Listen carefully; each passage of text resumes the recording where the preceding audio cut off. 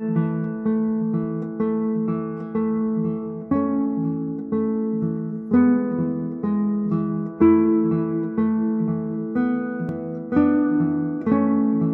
Station des Arts était en fait une gare à l'époque. Sa construction remonte vers 1878-1879. Bon, dans ce temps-là, il y avait le Québec Central Railway qui partait de Sherbrooke, puis tranquillement, ils se sont, à partir des années 1870, puis il s'est emmené vers la région de Thetford Mines pour s'en aller par la suite vers Québec. Alors, on a bâti la gare là, vers 1878 pour desservir là, la population d'ici, pour faciliter en fait le transport là, des ressources naturelles qu'on exploitait, le bois et surtout l'amiante. Parce que bon, par exemple, l'amiante, on l'expédiait à Sainte-Julie de Somerset, à dos de cheval, qui est aujourd'hui Laurierville. Alors, avec l'arrivée du train, mais ça a facilité le développement économique, puis ça a facilité l'exportation de l'amiante vers l'étranger, notamment l'Europe et les États-Unis. À l'origine, elle était située un petit peu plus loin, au bout de la rue Notre-Dame, entre ce qu'on appelait le Grand Chemin public, qui est aujourd'hui la rue Notre-Dame, et la traque de chemin de fer. De 1878 allée jusqu'à 1908, elle a servi de gare. En 1908, bon, elle était rendue trop petite, alors la compagnie de chemin de fer l'a vendue à la Mine Belle, qui elle, l'a déménagé un petit peu plus loin, ici, de l'autre côté de la rue.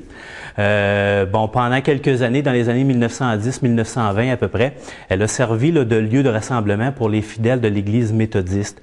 Bon, ils avaient leur meeting à l'intérieur de ce bâtiment-là, d'où l'appellation de mitaine par les Canadiens français. Par la suite, ben là, ça a servi un petit peu d'entrepôt de remisage pour la compagnie minière.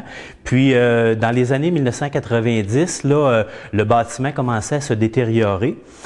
Bon, il était situé dans la cour de stationnement de la Mine Belle, ici un petit peu plus loin.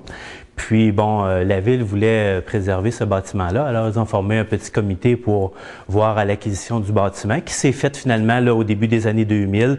Bon, en collaboration avec le ministère de la Culture, là, la ville a acquis le bâtiment, puis ils l'ont déménagé ici, tout près de la piste cyclable, qui était l'ancienne traque de chemin de fer. Le bâtiment est resté à peu près comme il était à l'époque. C'est sûr qu'il a été mis aux normes lorsqu'il a été restauré, mais on a gardé là, les planchers d'origine, ils ont été ressablés. On a les moulures, on a les boiseries en pin, on a les murs en pin de Colombie aussi.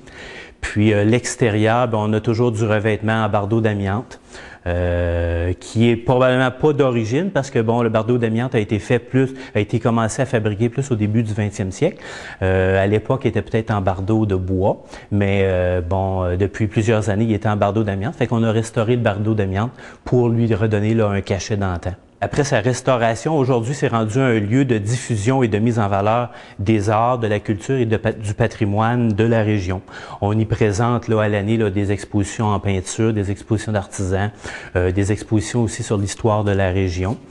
Puis, le bâtiment a 2 salles d'exposition, le rez-de-chaussée et le bas. Puis en haut, ce qui était autrefois probablement le logement du chef de gare, c'est rendu une salle là, de conférence.